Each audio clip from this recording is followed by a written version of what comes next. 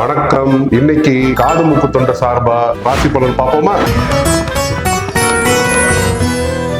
தகர டப்பால வாழ்ந்தாலும் நகரத்துலதான் வாழ்வேன்னு அடம் பிடிக்கிற கடகராசி நேயர்களே, உங்களுக்கு வாகன புகையால இல்ல வெளியில இருக்கிற தூசியால சைனசைட்டிஸ் பிரச்சனை வரலாம். சைனஸை ஹெல்த்தியா வச்சுக்கோங்க, மாஸ்க் போடுங்க, டெய்லி ஒரு 5 minutes பிரீதிங் எக்ஸசைஸ் பண்ணுங்க. தொண்டை வலி வரும் துலாம் ராசி நேயர்களே, குறைவா பேசுங்க, ரொம்ப சத்தம் போட்டு பேசாதீங்க, நிறைய தண்ணி குடிங்க.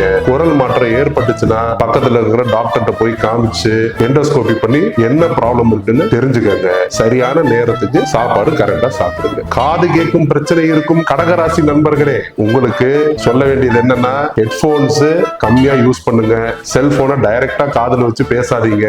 பெரியவர்கள் காது கேட்கும் பிரச்சனை இருந்துச்சுன்னா காது டெஸ்ட் பண்ணிக்கங்க.